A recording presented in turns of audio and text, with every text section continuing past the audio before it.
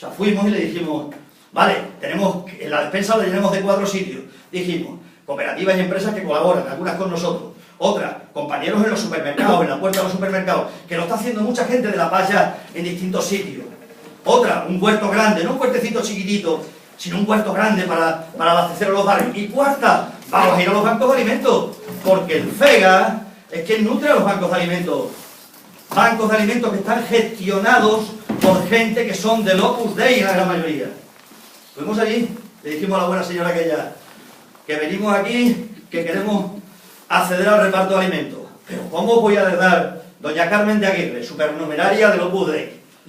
Pero ¿cómo os voy a dar yo alimentos a vosotros si vosotros tenéis un campamento para protestar? ¿Y qué hace usted entonces? ¿Le da solo alimentos a los que no protestan? ¿Para que no protesten?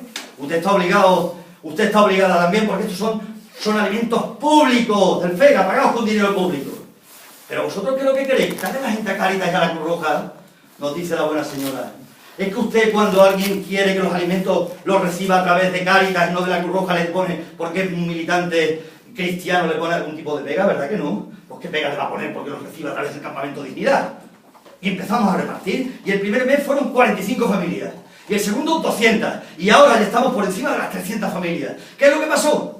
Pasó que el primer reparto lo hicimos en la puerta de la oficina de empleo, porque había que señalarlos con el dedo, porque nosotros queríamos que ligaran ambas cosas, reparto y lucha, lucha y reparto, para quitarle la vergüenza a la gente. Porque la vergüenza a la gente se la quitamos cuando somos capaces de mirar de cara y decir que la vergüenza la sientan ellos, que es lo que dijimos. Y el segundo reparto lo hicimos en la puerta del Parlamento. A los 2 días nos mandaron una carta y dijeron, no volvemos al alimento. En esa batalla estamos ahora, en la batalla del pan. Y ahora están buscando otra manera. Nos lo van a dar a través de la Cruz Roja en vez de a través del Banco de Alimentos. Pero la batalla la tenemos organizada. Porque, claro, ¿qué es lo que ellos quieren evitar? De todas maneras. Lo que quieren es que la gente pues vaya y se esconda, y vaya y participe de los mecanismos que articulan la política social del poder. Y uno de los mecanismos que articulan la política social del poder son las rentas mínimas de inserción. Las rentas mínimas de inserción son las reservas indias de pobres. Mirad, yo he buscado datos de Cataluña. 22 de octubre del 2013. La Generalitat ha reducido un 27% la dotación, ¿no? 40 solicitudes concedidas en Barcelona. En Barcelona, 40 solicitudes de renta mínima de inserción. De 400 solicitudes. Tremendo. El 9%. Han concedido el 9% de las solicitadas. El promedio de concesión de dilación, de retraso de las solicitudes es de 8 meses. Las rentas mínimas de inserción son un mecanismo de control y clientelismo de pobres. Entonces no podemos reclamar la renta mínima de inserción. Por la renta mínima de inserción no vamos a encontrar ningún camino de emancipación ni el empoderamiento de los trabajadores y de los parados. No, es imposible. Y por eso nosotros hicimos otra propuesta, que era la renta básica, sí, con mediaciones, por fase. No es lo mismo. No es el mismo camino de avance. Por la renta mínima de inserción no avanzamos. Diciendo que vamos a ser parados, pobres, pero honestos, que vamos a admitir cualquier curro y qué tal, admitiendo el estigma de la culpabilización de ellos, por ahí no avanzamos. Tenemos que avanzar de otra manera. Y nosotros dijimos, vamos a plantear la renta básica por fase. Primera fase, parados sin cobertura. Segunda fase, parados o pensionistas con cobertura, pero por debajo de la cantidad que reivindicábamos, que eran los 600 euros. Tercera fase, extensión universal. Ahora estamos con la ILP de la renta básica a nivel estatal con un planteamiento muy similar. Está Isabel, que, perdona que no lo haya presentado al principio, compañera del SAT, que está en la comisión promotora, y está Álvaro del Campamento de Dignidad, que también está en la comisión promotora. Entonces, en esas estamos ahora. Es decir, a ver, mirad, el que no trabaje y que no coma, no solo estaba en el Congreso de la Internacional Comunista, sino que eso viene de San Pablo, si no me equivoco, ¿no? O sea, que eso viene de varias tradiciones. No creamos que eso es una tradición, no, eso de muchas tradiciones. Mirad, el trabajo, claro que el trabajo es consustancial a cualquier sociedad humana. ¿Quién lo niega? ¿Quién niega que es un elemento constitutivo de la naturaleza humana? Pero no el trabajo asalariado. Eso no es constitutivo de la sociedad humana. Eso es constitutivo, central, de la sociedad capitalista, un elemento imprescindible. Sin trabajo asalariado no hay sociedad capitalista. Porque en el trabajo asalariado es donde la larva de capitalistas vuela, donde el capitalismo, donde el capital se valoriza, pues claro, en el trabajo asalariado. Pero eso es distinto. Entonces, también podemos buscar esa tradición. Salario, precio y ganancia. Que dice abajo, lo que tienen que hacer los trabajadores es, en lugar de lo que tienen que decir abajo el trabajo asalariado. Lo dice Marx, no lo dice Bakunin, lo dice Marx. Está en la tradición marxista. ¿Cómo no va a estar en la tradición marxista la crítica del trabajo asalariado? Y la aspiración a la superación del trabajo asalariado. Por tanto, partiendo de ahí, establezcamos las mediaciones correspondientes, lo que decimos, lo que planteamos nosotros. Por supuesto que lo que está planteando Ramón, muchas de las cosas que dice, pues claro que las podemos compartir. Y yo creo que lo importante es que veamos esto como un proceso de construcción de un movimiento que no solo es la renta garantizada en Cataluña, o los campamentos de dignidad, o la ILP por la renta básica, de un movimiento que es la paz, de un movimiento que son las corralas, de un movimiento que son las despensas que se están montando, que son los roperos sociales, que es el nuevo movimiento obrero que están haciendo un nuevo movimiento obrero. Y no queremos verlo. Estamos todavía reiterando algo que está, no digo yo muerto, pero sí moribundo. Determinadas formas de entender el sindicalismo que cada vez acogen a menos trabajadores. Y el movimiento obrero es algo más que el movimiento sindical. Aquello lo sabían siempre los viejos militantes. Movimiento obrero. Claro, ¿qué son la gente de la paz? En su inmensa mayoría sino trabajadores. El 70% gente que no tiene que aprender. El 25% parados sin subsidio. ¿Qué son la gente de los campamentos de dignidad? El 90% parados. ¿Qué podemos hacer otra cosa nosotros que movimiento obrero en la puerta de una oficina de empleo? Somos movimiento obrero, somos nuevo movimiento obrero. ¿Qué hicieron los comunistas? Permitidme que aluda ahora a los comunistas, porque aquí, imagino, por supuesto los ponentes creo que se sentirían identificados en la palabra comunista.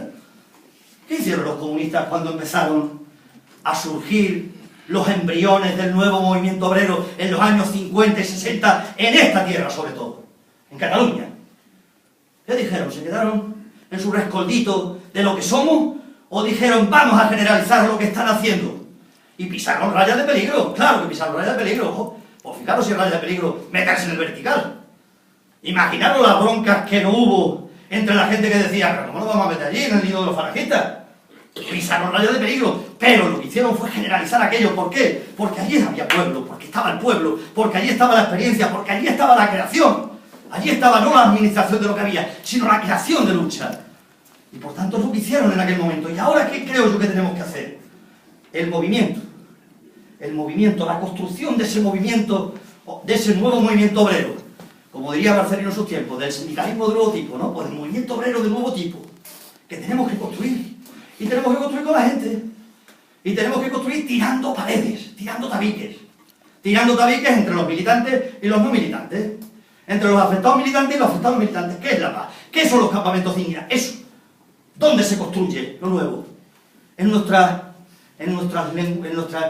lengua de jerga, en nuestro lenguaje de jerga, imposible. Imposible. Se construye en la contaminación con los lenguajes de nuestros hermanos de clase, de nuestra clase. Ahí se construye lo nuevo. Y por tanto nosotros lo que os decimos, lo que os planteamos, que a nosotros nos ha servido. El debate que planteáis aquí, por supuesto que hay muchas cosas que podemos discutirlas. Pero hay que buscar la articulación de eso. ¿Cómo lo articulamos? ¿Cómo articulamos? Una renta básica de carácter universal, porque nosotros estamos haciendo, y eso tiene fundamento en la crítica del trabajo asalariado, y tiene el fundamento en la necesidad de una reconversión ecológica y austera, realmente austera, no austericida de la economía, y tiene fundamento en la igualdad de género, y tiene fundamento en otra forma de entender, de repartir el tiempo, y tiene fundamento en otra forma de entender la vida, lógicamente. Pero aparte de eso, buscamos las mediaciones. Pero esas mediaciones, claro, las podemos buscar, pero no al revés.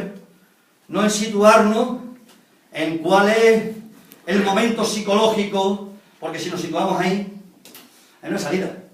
Momento psicológico, la gente está en el fútbol, viendo el fútbol, está asumiendo lo que hay, culpabilizándonos los unos a los otros, buscando cuál es el de su clase que tiene un poquito más abajo, a quién puede pisotearlo, ¿no?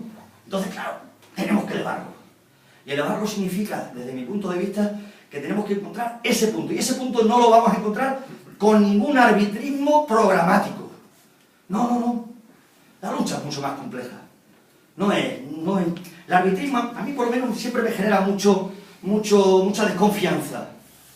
O sea, lo tenemos que generar, insisto, con la gente. Con la gente que no ha oído hablar de todos los autores y de todas las cosas que nosotros hemos oído hablar con la renta básica. Y que tengamos que, pues, explicarlo. Cuando uno tiene que explicar las cosas, tiene que escuchar al otro, mirarle a los ojos, y tiene que hacerse entender, y entonces ahí empiezan a quebrarse los lenguajes de jerga. Entonces, yo creo que ahí está el punto.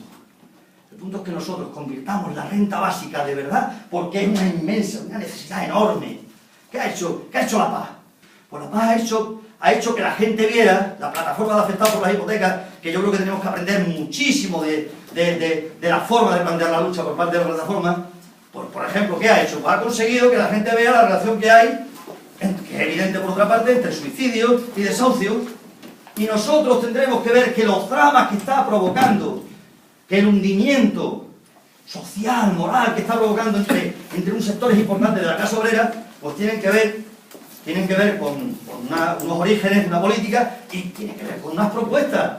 El camino de lucha de eso, y que esa propuesta, una de ellas, se llama renta básica, no solo, claro que hay otra, pero tendrá que verse esa relación con la renta básica. Y ahí es donde empezaremos, como digo, con otras muchas cosas, a poner en pie un movimiento contra el paro y la precariedad.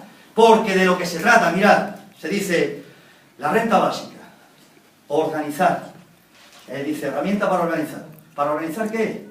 Mi opinión, sobre todo, la alianza, la unidad de los distintos sectores de la clase obrera, de la clase trabajadora, de la clase obrera y el precariado, de la chunguitú. Os digo esto en broma porque un compañero lo dice mucho, haciendo un poco de burla con aquello del negri de la multitud. La clase obrera, el precariado, la chunguitú, la gente que está en la pobreza, en el paro, en la precariedad. Y eso es muy difícil, eso es mucho más difícil que unir comunistas y anarquistas. Mucho más difícil unir al cani y al informático, al obrero de la construcción y al becario de investigación postdoctoral, al que vive en la barriada miseria y al que vive en la urbanización de adosados. Eso es mucho más difícil porque tiene que ver con la cultura de vida cotidiana. Pero es lo que nosotros tenemos que hacer. ¿Cómo unimos a nuestra clase? ¿Cómo la unimos? Una de las herramientas, la renta básica. Una de las herramientas que puede hacer de puente para que mucha gente se vea, para que el chaval se vea y diga, coño, 300.000 jóvenes que se han tenido que largar de aquí a curar del país. Y para que el otro diga, pero hombre, claro que cada uno pondrá el acento que le parezca. Uno dirá, yo me quedo más con la parte de renta de existencia. Otro dirá, yo me quedo más con la parte de renta de resistencia frente a la explotación laboral. Otro dirá, yo me quedo más con la renta básica como renta de liberación, como renta de semilla de una sociedad alternativa. Cada uno pondrá el acento en un sitio distinto, porque si no, no es un movimiento. Es la extensión de un libro o la extensión de un partido. Pero si es un movimiento, tendrá acentos distintos. Tendrá acentos distintos, por fuerza tendrá acentos distintos. Entonces yo no veo dramático que tenga acentos distintos. Lo que veo dramático es que no seamos capaces de estar en el mismo sitio. Ya está, tengo que...